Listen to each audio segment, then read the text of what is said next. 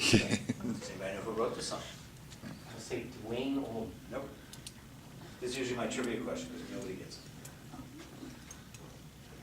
Okay.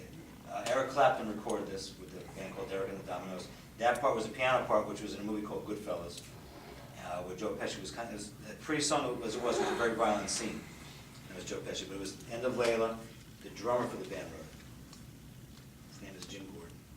Nobody knows that. But now you know it, so if I ever have a contest at a club, you're disqualified. I am. Yeah, Jim Gordon was the drummer in Derek and the Dominoes. He wrote that part. Not the other part was this. I didn't do that part. Sorry, what was the point of that song? I don't remember. She's talking about her kid, how soon Oh, yeah. can you Anyway, play. right. You learned that in 3 weeks. I was doing that after 3 weeks. Maybe not as good, but just basically it's a chord, another chord, and then learning the melody on the side. I'm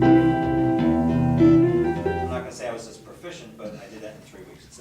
Actually, if you take 2 fingers, let's say you were Django Reinhardt, you had 1 finger in each hand, and you just did this, this. Still sounds fine. There's 1 finger in each hand. You can still get a lot of sound out of it.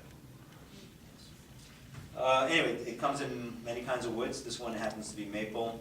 A lot of them are rosewood, it's just a darker wood. Another difference, it's a very small thing to somebody who doesn't play, these dot markers, which are visual markers so you can see where you're going, on guitars and basses are every 2 frets away, which helps you see things, but it means nothing musically. These actually have significance. On here, if I hit this note, which you can see is lined up with this dot, and I go to the next string on the next dot, it's the same note. Oh, awesome. Relevance, right? That makes it so easy. Right, so when you transfer strings, you just move up a dot and it's the same note. So if I do this, I go here, same notes, repetition.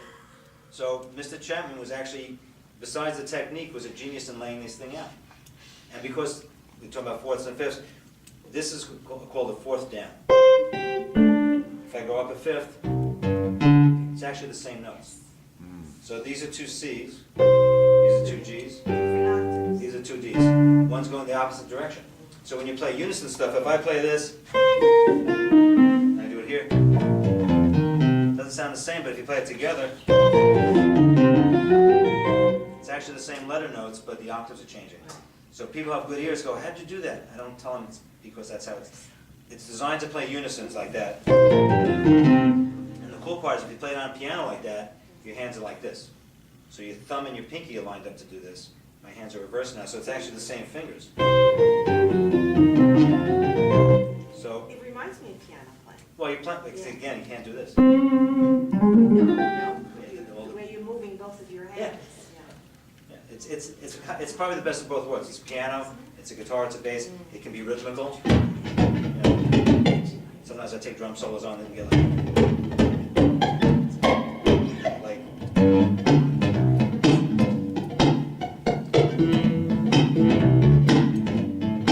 Again, that's the adventure of, that was not done originally on this instrument. But I've watched guitar players do this like snapping thing and figure out how to do that in the context of the music. And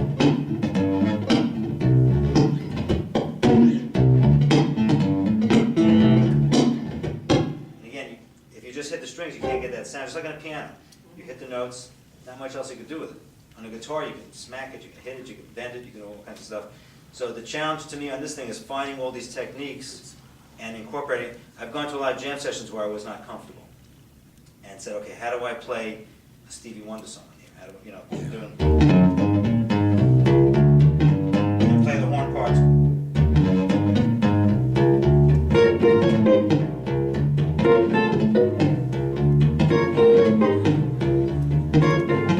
Vocal part.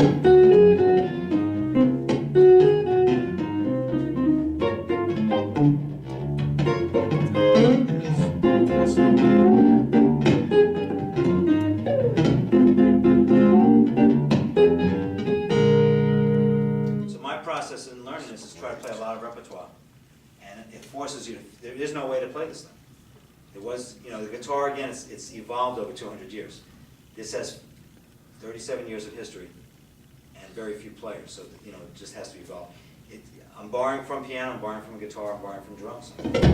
If you play the guitar well, do you feel this would be much easier for you? Probably. I played guitar pretty well before that. From '69 to '83, I did a lot of finger picking and jazz guitar. I played with, I don't know if you know Joe Pass and Tal Farlow. Major guys. I did some TV shows. And I started doing this technique a little bit on the guitar, and then I met Mr. Chapman in 1983 at a guitar convention. And I said, I gotta get one.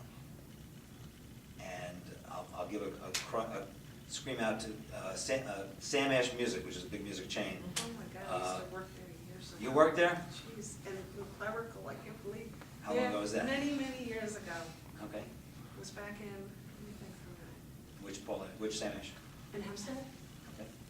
In Hempstead for like probably less than a year. I think I was either in high school or entering college. It was Okay. a long time I ago. might have seen you there. A Anyway, long time Paul ago. Ash is one of the owners, and I had a little rapport with him, and he had one. At one time, this was not easy to get. Sam Ash was the exclusive dealer. They had 6 of them. Because at the beginning, he made 50, he made 100, and he would go store to store, try to sell. There was no internet. So he would put them in the stores, they'd hang on the wall, people would go, what's that? Nobody could demonstrate, there was no videos, and it would just stay there forever. And I saw Mr. Chapman play it, and I said I have to get one. I went into Sam Ash, they had one. Wow. And I didn't have the money, it was $900. I was a little younger. And Paul said, take it home. Awesome. If you, I'm gonna put the money in the register for you. You owe me $900. If you don't like it, bring it back in a month. So that actually changed my life. Whoa. As soon as I liked it, I just sold a couple of my guitars and paid it back. Wow. So that changed my life. Oh, it's a Paul Ash. So if you have to buy any picks or books, go to Sam Ash. Well, I just bought a $1,000 trombone there, so there it is, for my daughter, yeah, Okay. so, there you go. I have a funny story about Spread it trombone. around. One of my friends plays trombone. He playing with me, and he had a couple of drinks, and some girls at the bar had a drink, so he was trying to impress somebody. And this might be funny for you. And so he was flirting with them, and somebody wanted to try his trombone. She said, sure, why not? And she went like this, and the slide went flying across the room, bent in 12 different Oh, my God. Don't do that. Don't let a drunk girl play your trombone. No. Ever. Or your Chapman Stick. Actually, this has been played, who played this one? Pat Metheny's played this one, Stanley Jordan's played this one. I have 6 of these. 2 of them are custom made. Actually, on this side, you might like this, there's no frets. It's fretless. Which means, see, when you have frets, it goes up by C to C sharp. When you have no frets, it's like a violin. You're just going to go gradually, which I can't duplicate on here. And it sounds incredible. So I usually play that when I'm playing with the band. So it's a better sound. How long did it take to transfer over to the fretless? I mean, with the guitar experience, it's probably not too long, right? Well, I can still play it, but I had to play. Now you have to play it in tune, because when you have a fret, you can play anywhere in this space. Right. It's the same note. Because the fret makes the string length. When you have no fret, if my finger's here, I'm flat. So you have to really just keep your eye on where you're playing. Mm. And that was custom made. It took me, I kept asking him for one, because there was a guy in Hawaii, I played his. He only made 4 of these ever. And I was in Hawaii and I played one, and I wanted to have one. He was just too busy building them, so he wouldn't make them. And then I got him into Guitar Player magazine. I did an interview of him. And it was just great, because we did the interview. Les Paul had passed away. Les Paul was on the cover, and Mr. Chapman had a 5-page article inside. He said, I owe you. I said, okay, make me a fretless stick. And that was it. And he made me another one. Wow. I also have a custom one that has, these dots are called inlays. I have a whole solar system built into it. So, every once in a while you treat yourself right, a special birthday or an anniversary, or you win the lottery or something, Do you have Pluto? Pluto's actually on there because it was before they did it. But it's still in the solar system, it's not There it like is. that. So actually where these dots are, each one's a planet, and the 12th fret is the Earth. It just works out that way. There's a little moon over there. And just so you know also, we call this the umbilical cord, because it's right by your belly button. So if you play right in that area, it's right there, right at the center of your existence. I have a question. Yes?